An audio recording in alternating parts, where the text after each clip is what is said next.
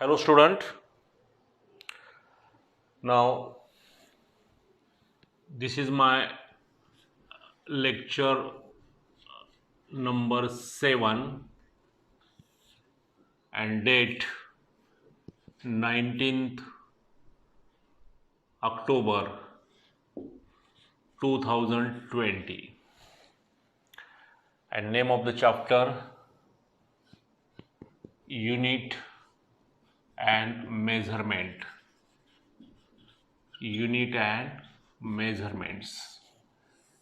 Unit and Measurements. तर या चॅप्टरमध्ये आपलं जे आर्टिकल चालू आहे ते आहे dimensional analysis. Dimensional analysis.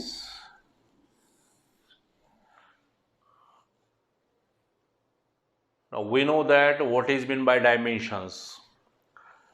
The power to which the fundamental unit are raised is called as dimensions.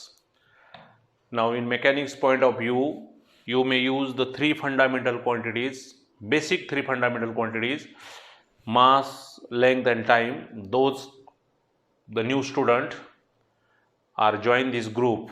For that I can repeat these previous articles in very short. Now in mechanics point of view, the only three basic fundamental quantities are mainly used: mass, length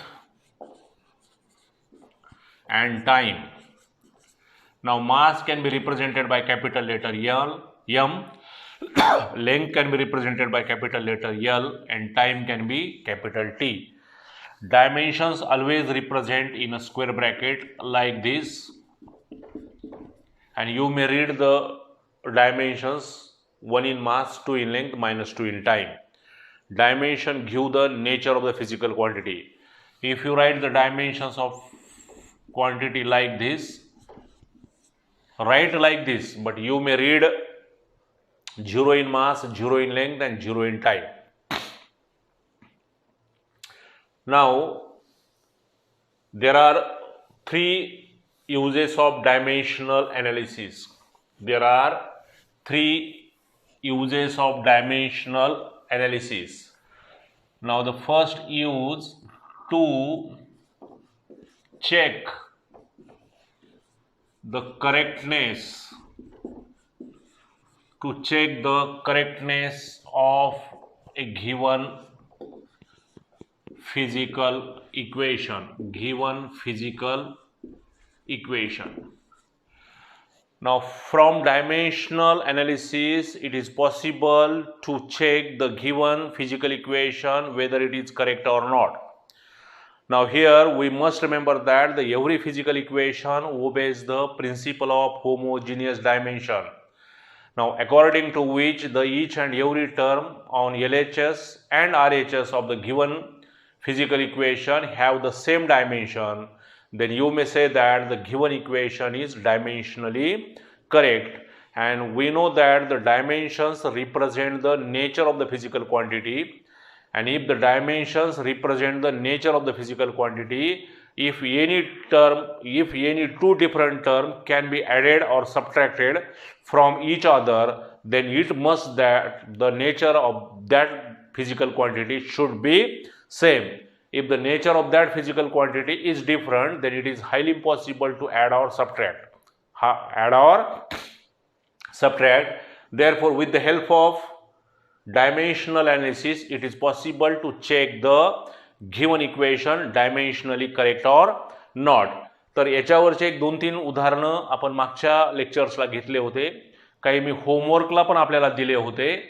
तर ते बऱ्याचशा विद्यार्थ्यांनी मला व्हॉट्सअपवरती किंवा कमेंटवरती ते सोडून दिलेले आहेत. खूप छान रिस्पॉन्स आपला आहे.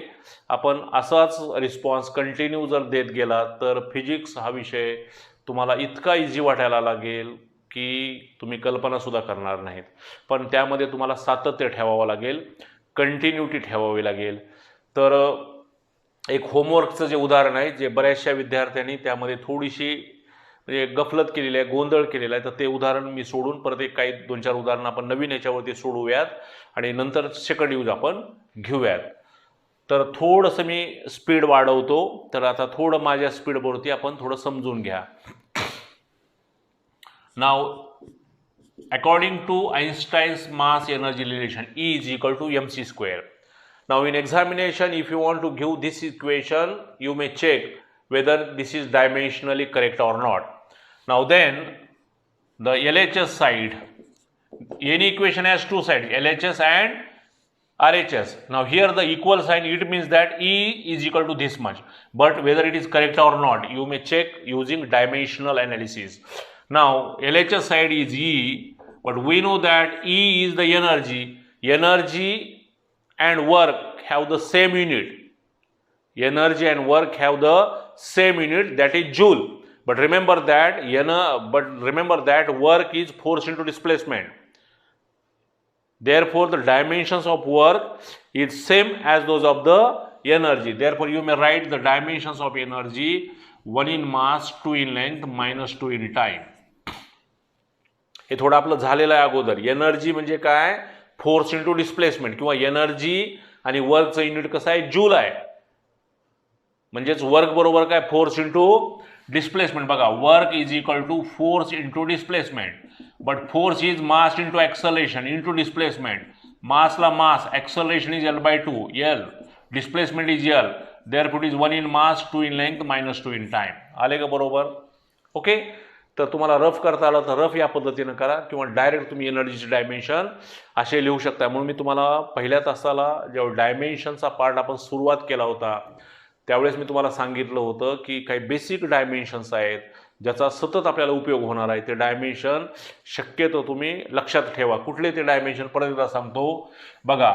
For velocity you may write L/T. For acceleration L/T square. For F 1 in mass, 1 in length, minus 2 in time. For energy, it is 1 in mass, 2 in length, minus 2 in time. तर हे dimension तुम्हाला सतत लागतात, त्यामुळे ते परत परत काढण्याची आवश्यकता नाही. म्हणजे वर्क बरोबर फोर्स इंटू डिस्प्लेसमेंट. तर L/T हे न लिहिता तुम्ही F चे डायमेन्शन डायरेक्ट लिहू शकताय. 1 in mass, 1 in length, minus 2 in time. And for displacement into L. And we know that L into L is 2 in length. Is it right? Therefore, you may write directly 1 in mass, 2 in length, minus 2 in time. तर मला वाटतं आता थोडंसं आपल्याला माझ्या स्पीडनं समजून घ्यावं लागेल, नाही तर तेच मग आपला सिलेबस खूप मागे पडेल. कारण जितकी तुम्ही स्पीड माझ्या फ्रिक्वेन्सीशी तुम्ही मॅच कराल तेवढे उदाहरणं आपल्याला जास्त घेता येतील. आणि फिजिक्समध्ये जितकं शिकवता येईल तुम्हाला, जितकं शिकता येईल तेवढं तुम्ही शिका. त्यामुळं मी शिकवत असताना एकही शब्द आपण लिहून घ्यायचा नाही. परत मी क्लिअर कट ह्या गोष्टी तुम्हाला स्पष्ट करतोय. प्रत्येक गोष्ट तुम्ही समजून घ्यायची आहे, आणि समजून घेतल्यानंतर तुम्हाला ती समराईज करून तुम्हाला ते रिप्रेझेंट करता आली पाहिजे. नाही तर लिहिताना, मी शिकवताना जर तुम्ही काही लिहित बसलात तर तुमचं लक्ष डायव्हर्ट होईल आणि तो भाग तुम्हाला हवा तेवढा समजणार नाहीये. तर ईचे डायमेन्शन झाले. Now then RHS. Now RHS is mc square. Now for m you may write 1 in mass. Small m is mass, and mass represented in dimensional analysis by capital M, and c is the speed of light. C is the speed of light, and speed of light is L/T, but here c square, therefore it is L/T square. Therefore, if you solve this, then 1 in mass, 2 in length, minus 2 in time. Now this 2 in time shifted to numerator by assigning negative power to them. Therefore, 1 in mass, 2 in length, minus 2 in time. Now therefore LHS is equal to RHS. Now then you may say that the given equation is dimensionally correct. आता कधी कधी कसं असतं बघा, आपल्याला जर येणारा part असेल तर आपल्याला हवं तेवढं ते रंगवता येतं. Now here, if you ask in examination the following equation, E is equal to mc square, whether it is dimensionally correct or not, then you may write E is equal to mc square. This equation is given equation. बघा कसं रंगवता येतं. given. पुन्हा म्हणा दुसऱ्या ओळीला, where E is energy. त्याच्यानंतर m is mass, c is speed of light. Speed of light. Therefore, first find the dimensions of LHS, then RHS, then LHS is equal to RHS, then you may say that the given equation is dimensionally correct. तर after Diwali ज्यावेळेस आपले actual तास चालू होण्याची शक्यता आहे काय, तर त्यावेळेस तुम्हाला how to write in examination त्याच्यावरती पण मी तुम्हाला सांगेन, तर तुम्हाला तिथे पूर्ण त्या आयडिया येतील. तर मला वाटतं हे उदाहरण आपल्याला समजलं सगळ्यांना. तर याच्या धर्तीवरचं अजून एका दुसरं उदाहरण आपण घेऊयात. ओके, तर याचा एक स्क्रीनशॉट तुम्ही काढून घ्या. ठीक आहे. नाव सेकंड एक्झाम्पल, सेकंड किंवा नंबर काहीतरी असेल तर आजचं second. Now y is equal to mgl pi r square l. Now check this equation dimensionally correct or not. y is equal to mgl pi r square l. हे equation डायमेन्शनली बरोबर आहे का नाही आपण चेक करूयात. बघा आता फिजिक्समध्ये मी तुम्हाला शिकवताना सांगितलं, आता आज जरी सगळ्या गोष्टी तुम्हाला क्लिअर कट समजणार नाहीत, म्हणजे आता वाय काय किंवा बाकीचे मला वाटतं बाकीचे लेटर कळतील पण वाय काय कळणार नाही, पण जसं जसं तुम्हाला फिजिक्स शिकवलं जाईल तसे तसे ह्याचे सिम्बॉलिक रिप्रेझेंटेशनचा अर्थ तुम्हाला कळायला मदत होईल. ओके, तर तुम्हाला आता आपल्याला इथे फक्त बघायचे काय, डायमेन्शनली चेक करायचे. तर कसं बघा, नाव व्हेअर, माझ्यासोबत लिहू नका, where y is Young's modulus, y is Young's modulus. Now m is mass, g is acceleration due to gravity, l is length of wire, l is length of wire, r is radius of wire, small l is again length of wire. आता हे आपल्याला check करायचं. आता हे लिहिताना सुद्धा बघा कसं असं सिस्टमॅटिक आलं पाहिजे, बरोबरचं चिन्ह, हे सिम्बॉल्स. आता हे बाकीचे सगळे सिम्बॉल तुम्हाला माहीत आहेत, फक्त वाय माहिती नाही, फक्त वाय माहिती नाही. समजा गृहीत धरा तुम्हाला वाय माहिती नाही तर आपण इकडले डायमेन्शन काढूयात अगोदर किंवा वायचे काढूयात. लक्षात आलं का?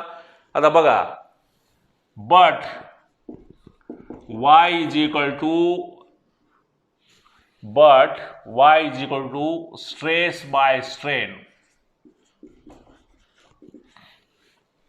हे समजून घ्या, खूप महत्वाचं एक्झाम्पल आहे. आपण आता थोडं काठीने पातळीकडे चाललेलो आहोत, थोडं मी आता स्पीड कमी करतो, थोडीशी इथं थोडीशी मी स्पीड घेतली, पण आता परत सावकाश करतो. But y is equal to stress by strain. वायचा फॉर्म्युला काय, स्ट्रेस बाय स्ट्रेन. वायचा फॉर्म्युला काय, Young's modulus is the ratio of stress by strain. But then what is meant by stress? Stress is applied force by area. And what is meant by strain? Strain is the change in length per unit original length किंवा change in dimension per unit original dimension. आता आपल्याला एवढं काही तर व्याख्या वगैरे सांगत बसायचं नाही. तर इथं लक्षात घ्या, स्ट्रेस म्हणजे F by A आणि स्ट्रेन म्हणजे L by L. L by L. आता L by L get cancel, कारण L मीटरमध्ये दुसरं L मीटरमध्ये, स्मॉल L असू दे कॅपिटल L असू दे. आपण मागे ॲक्सलेशन बघितलं बघा, acceleration is change in velocity with respect to time. Final velocity, initial velocity, velocity initial असू दे फायनल असू दे, त्याचे डायमेन्शन कसे, L by T. तसं इथं small L by capital L, it is a pure number. Strain is a pure number. It has no dimension and unit. It has no dimension and unit. म्हणजे वायचे dimension काय होतील, force by area. आता फोर्सचे dimension तुम्हाला मगाशी म्हणलं मी पाठ करून ठेवा, तर आता डायरेक्ट लिहा. बघा, फोर्सचे डायमेन्शन काय असतील, 1 in mass, 1 in length, -2 in time, and for area it is 2 in length. आता हे जरा बरोबर असेल लिहित चला. बघा समजलं का हे सगळ्यांना? परत एकदा बघा, फोर्स काय, 1 in mass, 1 in length, -2 in. आता परत फोर्स बरोबर एम ए म्हणायचं नाही, मग एम पुन्हा ए बरोबर L by T स्क्वेअर पुन्हा सोडवायचं. हां, हे कधी करायचं, ज्यावेळी तुम्हाला आठवेतच नाही, काही केल्या बाबा आपल्याला आठवणं चूक करण्याची शक्यता आपल्याला वाटते. लक्षात आलं? मग त्यावेळेस तुम्ही you may use the ordinary method.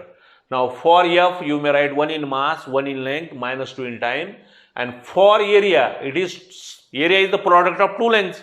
आता फिजिक्समध्ये सगळ्या व्याख्या फॉर्म्युले, कारण आपण पहिल्या तासाला डायमेन्शनच्या शिकलो की if you want to determine the dimensions of any physical quantity we must remember their formula, unit or definition. Formula, unit or definition. तर याच्यावरून तुम्हाला डायरेक्ट काढता आलं पाहिजे. तर वायचं सुद्धा युनिटवरनं सुद्धा आपल्याला काढता येतं.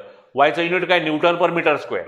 आता हे हळूहळू टप्प्याटप्प्याने तुम्हाला काय होईल समजायला लागलं. आता बघा, जे आज तास ऐकतात त्यांना वायचं मिनिंग कळालं का नाही. Y means Young's modulus. Y means म्हणजे इतकी ताकद आहे त्या सिम्बॉलमध्ये. असं तुम्ही लिहिलं किलोग्रॅम की आपण म्हणतो ना हे मास आहे. काय हे मास आहे. मीटर लिहिलं की आपण म्हणतो ना हे लेंथ आहे.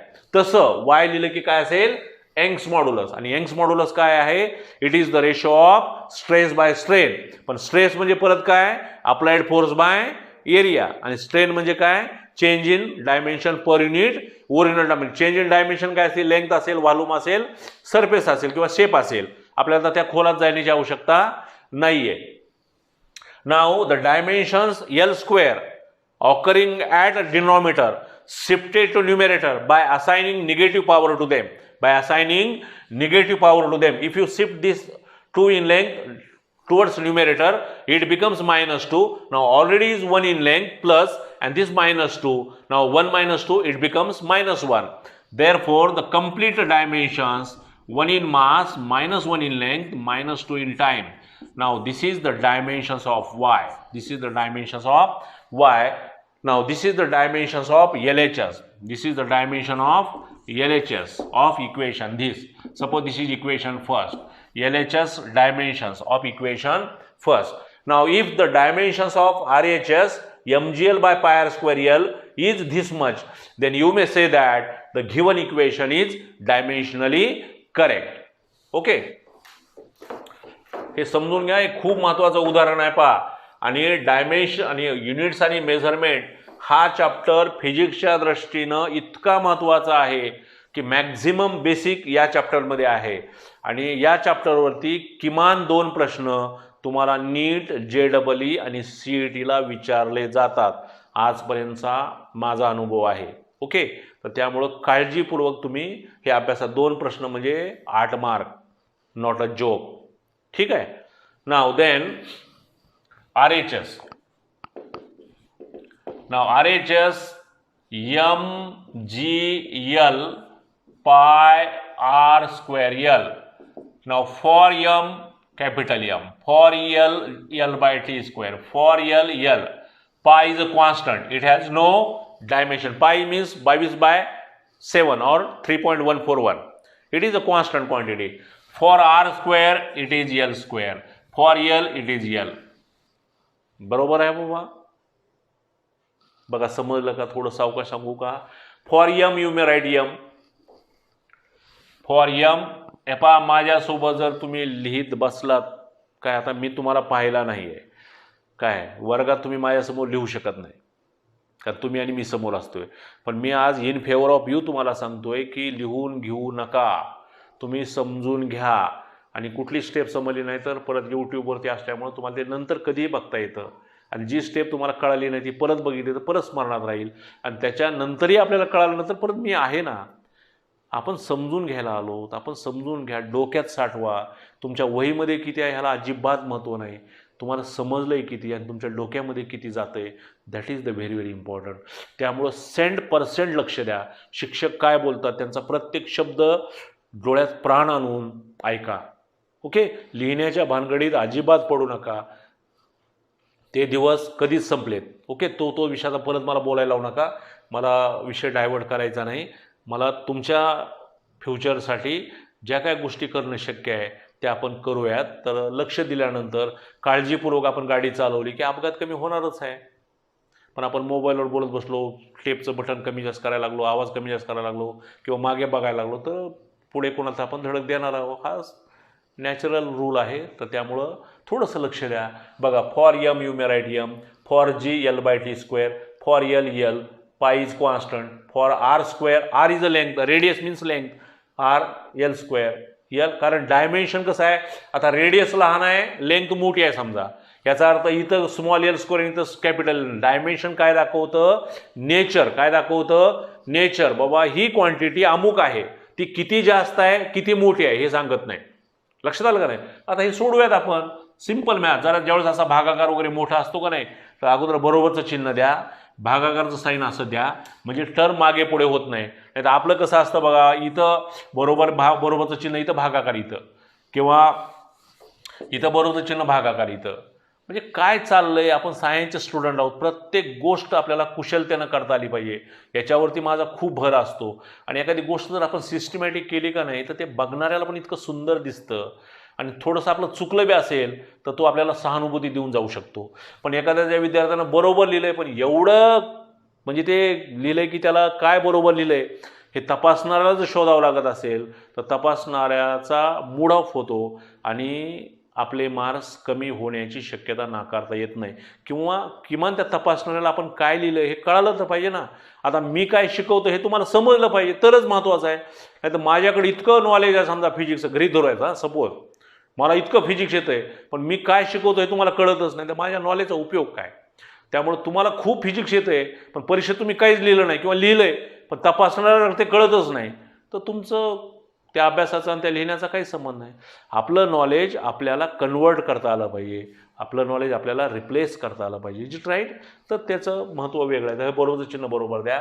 आता बघा हे लिहूयात, यम हे यल आणि हे यल स्क्वेअर, हे हा टी स्क्वेअर खाली घेऊन येऊया म्हणजे खालीच राहील आणि हे यल क्यूब होईल. यल स्क्वेअर आणि यल बघा, नाही तर हा टी स्क्वेअर खाली आला की मायनस करायचा नाही, की भागाकारच आहे ऑलरेडी. मला एवढं सिंपल गणित तर आपल्याला कळालं पाहिजे फिजिक्समध्ये.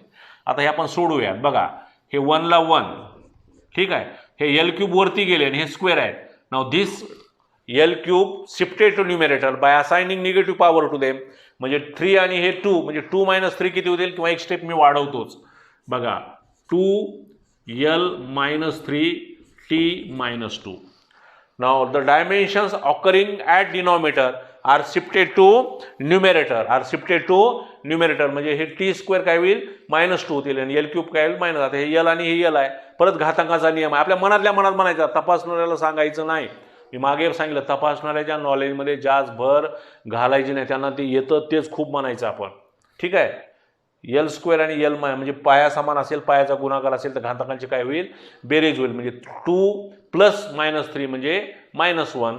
हे सोडूयात आपण. बघा 1 in mass -1 in length -2 in time. बघा हे LH म्हणजे हे काय आलं RHS आलं. काय आलं हे? तर मला वाटतं डायमेन्शन कसे आले सेम आले का? बघा बरोबर आहे का? 1 in mass -1 in length -2 in time. म्हणून म्हणायचं LHS = therefore LHS = RHS. You may say that the given equation is dimensionally correct. Given equation is dimensionally correct. समजलं सगळ्यांना? नक्की. आता ह्याचा स्क्रीनशॉट घ्या. घेतला? ठीक आहे. आता परत तुम्ही समराइज करा. ठीक आहे. कट करू. पुढचं एक्झाम्पल आपण घेऊयात.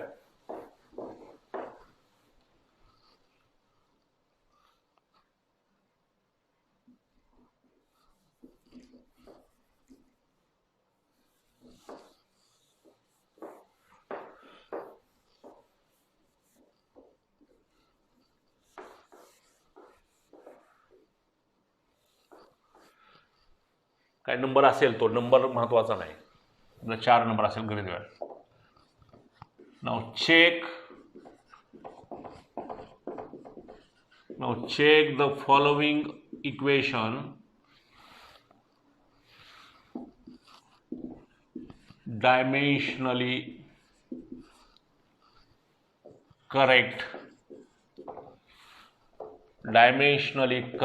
or not. If not, then correct them. थोडं जरा हटके प्रश्न. शिकवण्यामध्ये तोचपणा कधी आणायचा नाही. आपण लिखाणामध्ये पण तोचपणा आणायचा नाही. तोचपणा आला की कंटाळवाणं होतं. त्यामुळे बदल करूयात. आता तुम्हाला एक इक्वेशन दिलंय. Check the following equation dimensionally correct or not. Correct असेल तर म्हणायचं करेक्ट आहे, करेक्ट नसेल तर काय म्हणते ते if not correct or not. If not then correct them. जर ते चुकीचं असेल तर त्याला करेक्ट करून लिहा. थोडं काठीने पातळी वाढली का नाही? ठीक आहे. आता बघा इक्वेशन काय दिलंय तुम्हाला,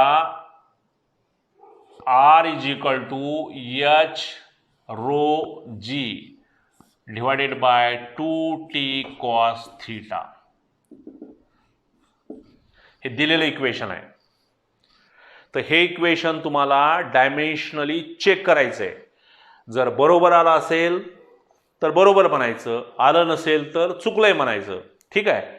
पण जर ते चुकलं असेल तर त्यांनी तुम्हाला परत वाढवलंय, मग बरोबर कसं असेल, लक्षात आलं का नाही. बघा आता लक्षात येते. थोडं आपण व्हेरिएशन करूयात. आपल्याला नीट JEE ला फेस करायचंय, बोर्ड एक्झाम द्यायची आहे. ठीक आहे. CET द्यायची आहे. आपलं नॉलेज आपण अपग्रेड करत जायचं, आपल्यामध्ये बदल करत जायचा. ठीक आहे. आपली पद्धत सोडायची नाही. आपण परत येऊयात. बघा LHS. तर LHSचे किंवा तुम्ही तर लिहा परत जरा, तुम्ही नवीन आहे म्हणून जरा थोडंसं हे करतो. नाव where rho is density, where density G is acceleration due to gravity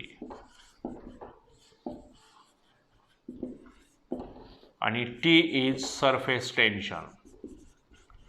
T is surface tension. हे आता हळूहळू तुम्हाला आज लगेच लिहिल्यावर सरफेस टेन्शन समजणार नाही, पण मी आता शिकवलं की तुम्हाला कळेल आणि त्याचे कन्सेप्ट क्लिअर होतील. लक्षात आलं का नाही. आणि तुम्हाला काय शिकवायच्या अगोदर परीक्षेत विचारणार आहेत का, मी आता हे शिकवणार आहे आणि नंतर तुम्हाला परीक्षेत विचारलं जाणार आहे. म्हणजे त्यावेळेस तुम्हाला सरफेस टेन्शन काय माहित आहे, यंग्स मॉड्युलस काय माहित आहे, लक्षात आलं नाही. स्ट्रेस म्हणजे काय माहित आहे, applied force by area. Strain म्हणजे काय माहित आहे, strain is a pure number, it has no unit and dimension. लक्षात आलं का नाही. या पद्धतीने. त्यामुळे आता घाबरून जाऊ नका, मी शिकवतोय तुम्हाला.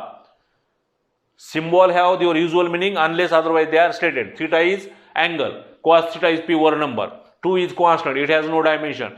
Dimension कशाला असतात, जी क्वांटिटी मोजल्या जाते, आणि जी क्वांटिटी मोजल्या जाते त्याला काय म्हणायचं, physical quantity. A quantity which can be measured is called as physical quantity. Any measurable quantity is called as the physical quantity. मग बघा, वेर आर इज रेडियस, आर काय असणार आहे, रेडियस. आर काय असेल, रेडियस. व्यापार बरोबर लिहा, हे बरोबर लिहा. इथं डॅश म्हणा किंवा बरोबर म्हणा, हे आपल्या माहितीसाठी आहे. असं कसं सुंदर दिलं. आपला रो याचा इकडं, जी तिकडं, टी इकडं, पुन्हा आर इकडं, आपलं चालेल झिकझॅक नेचरमध्ये. लक्षात घ्या, मी मुद्दाम तुम्हाला आपल्याला टाइमपास म्हणून सांगत नाही. एकदा तुम्हाला 11वीची अप टू डेट सवय लागली, समजा नव्हे, तुमच्यातले बरेचसे विद्यार्थी डॉक्टर होणार आहेत, इंजिनियर होणार आहेत. तर डॉक्टर झाल्यानंतर एखाद्या सिरियस पेशंटचं ऑपरेशन आपल्याला करायचं आहे. बघा 11वी-12वीचा उपयोग किती होतो. तर सगळं साहित्य आपल्याजवळ व्यवस्थित पाहिजे तर आपल्याला ऑपरेशन करता येईल. नाही तर ऑपरेशन थिएटरमध्ये जायचं, पुन्हा म्हणजे कैची विसरली, हँड ग्लोव्ज विसरले, पळा तो पण पेशंट मरून जायचा.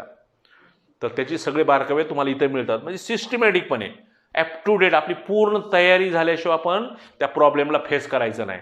आणि कुठल्याही प्रॉब्लेमला फेस करताना आपली तयारी कधी होईल, ज्यावेळेस आपण हार्डवर्क करूयात. आणि एकदा इथं सिस्टमॅटिक पण एखादा पूल आपल्याला बांधायचा आहे, एखादं घर बांधायचं, आपल्याला प्लॅनिंग पाहिजे, आपलं बजेट किती आहे, आपण बांधतोय किती, लक्षात आलं नाही. ही in absence of planning it is not possible. आणि सगळं प्लॅनिंग कशावर अवलंबून आहे, टाईमवरती. आणि टाईम कशावर अवलंबून आहे, फिजिक्सवरती. हे सगळं रिलेटेड टू फिजिक्स आहे. लक्षात आलं बाबा. एकदा 11वीला सवय लावून घ्या. थोडा त्रास होईल मित्रांनो तुम्हाला, पण एकदा जर सवय लागली, त्याच्यातला आनंद, सिस्टमॅटिकपणे लिहिण्यातलं जे सुख आहे, त्याचं बघण्याचं दृष्टीसुख आहे, ते खूप काही आपल्याला देऊन जाईल. हे पण आता बरोबर चिन्ह. आता हे भाई आर तुम्ही असं लिहिलं असतं काय, बघा it is correct, 100% correct, no doubt. पण दिसताना कसं दिसतंय, चालेल असं नाही.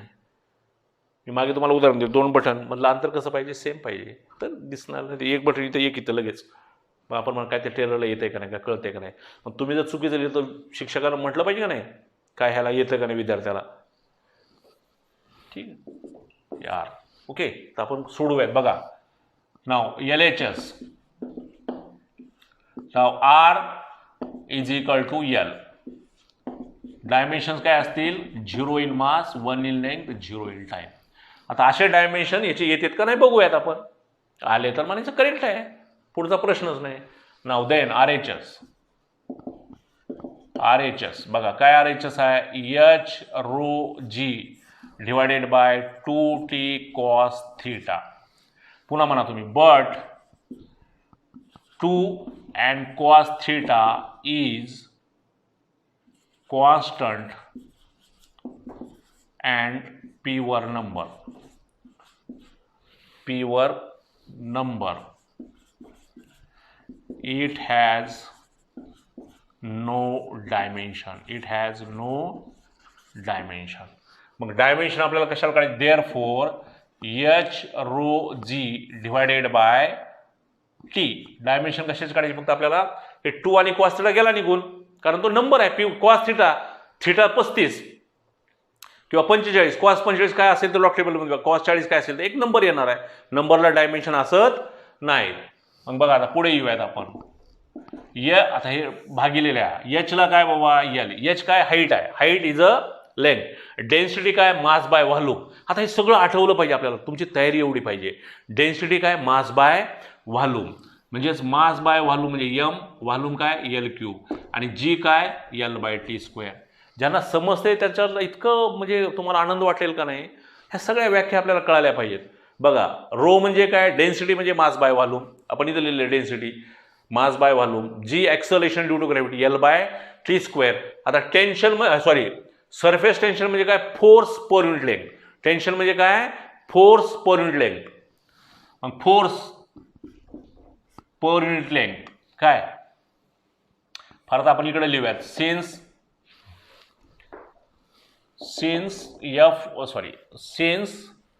T is equal to F/L.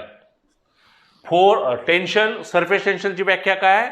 It is the force per unit length. तेच लिहिले आपण. ठीक आहे. आता फोर्सचे डायमेन्शन लिहूयात. मी तुम्हाला समजण्यासाठी स्पीड आपल्याला एक स्टेप वाढवतोय. पुन्हा बरोबरचं चिन्ह बघा. हे L, हे M, हे L, हे L3, हे T², हे F, आणि हे L वरती जाईल. समजलं का? गणिताच्या साध्या साध्या नियमानं समजलं सगळ्यांना? सोडवा आता. बघा, L, M, L, परत पुढे गेलं, कट करा. हे बरोबर. हे L3, हे T², आणि हे F म्हणजे काय? 1 in mass, 1 in length, -2 in time.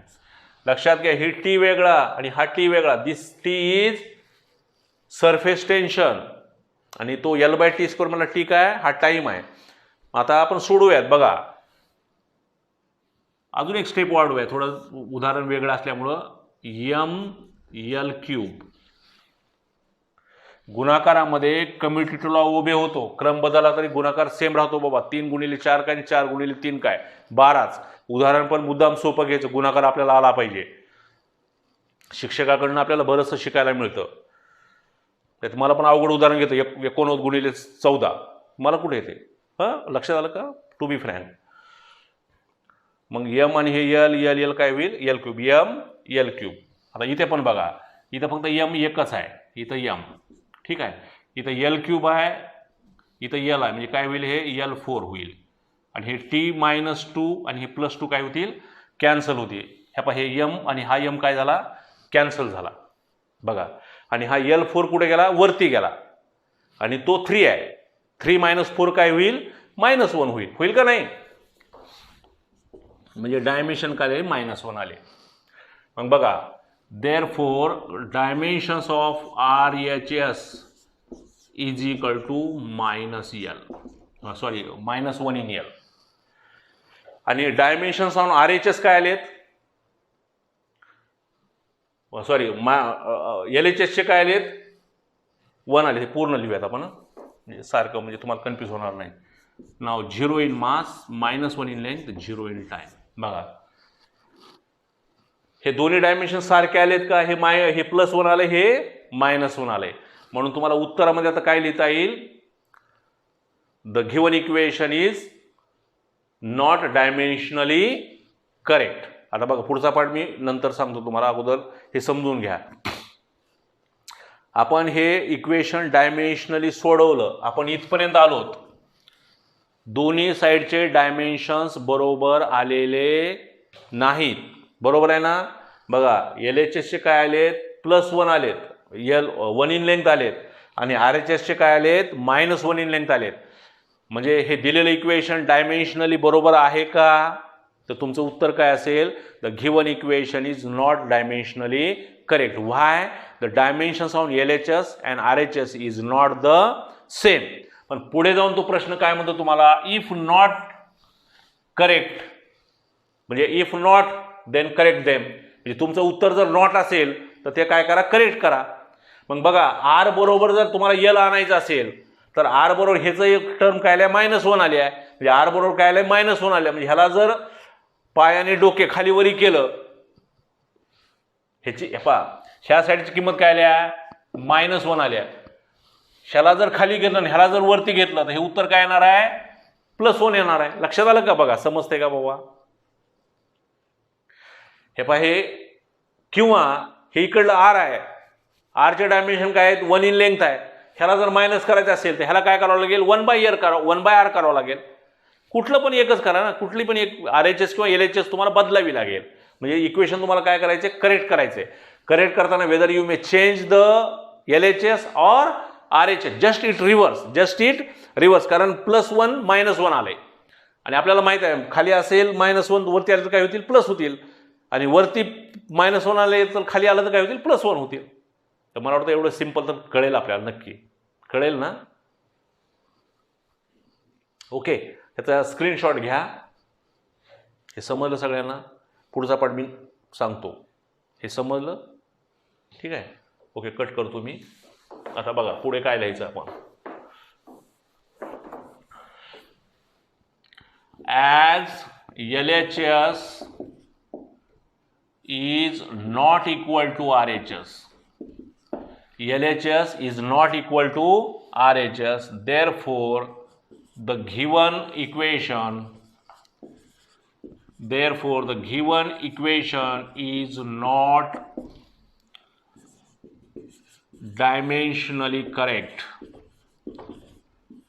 Given equation is not dimensionally correct. But this equation can be written as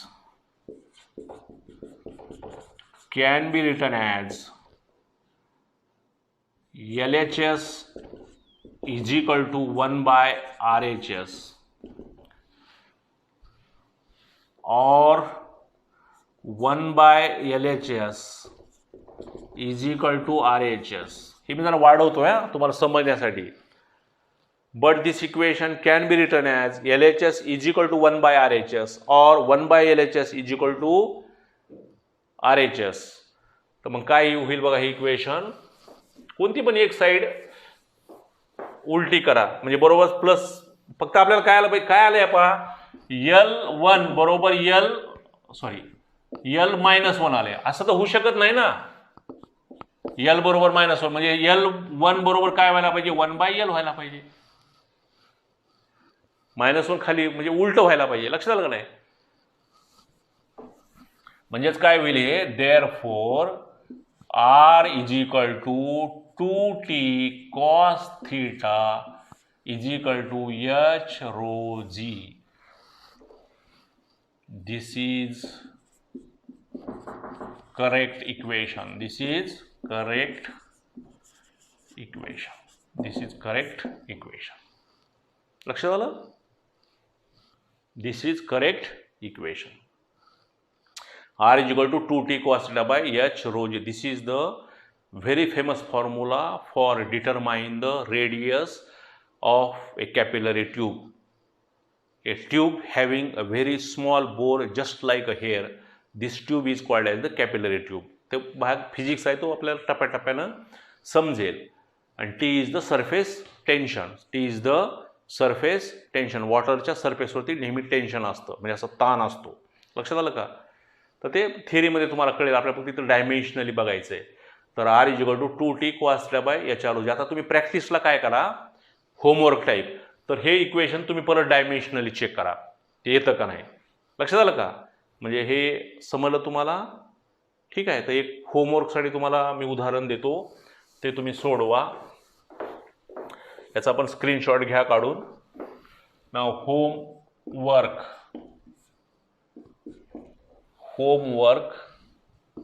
viscous force F is equal to 6 pi eta RV. viscous force F is equal to 6 pi eta RV, where eta is coefficient of viscosity. तर ह्याचं unit तुम्हाला देतो Newton S पर metre square. तर ह्याच्यावरून त्याचे dimensions काढा. Since R is equal to radius and V is velocity. तर हे डायमेन्शन तुम्ही चेक करा बरोबर येतात का नाही. दुसरं एक उदाहरण देतो तुम्हाला. V is equal to √GH. तिसरं उदाहरण देतो तुम्हाला. F is equal to mv square by R. You may check these three equations whether it is dimensionally correct or not. तर एक नंबरचं उदाहरण तुम्ही सोडवायचा प्रयत्न करा. नाही आलं किंवा आलं तर फारच छान, तरी आलं नाही आलं तरी ते उद्याच्या तासाला मी पहिल्यांदा उदाहरण घेऊन आपण सेकंड यूजकडे जाऊयात. तर आज आपण इथं थांबूयात. Have a very very nice day. Thank you.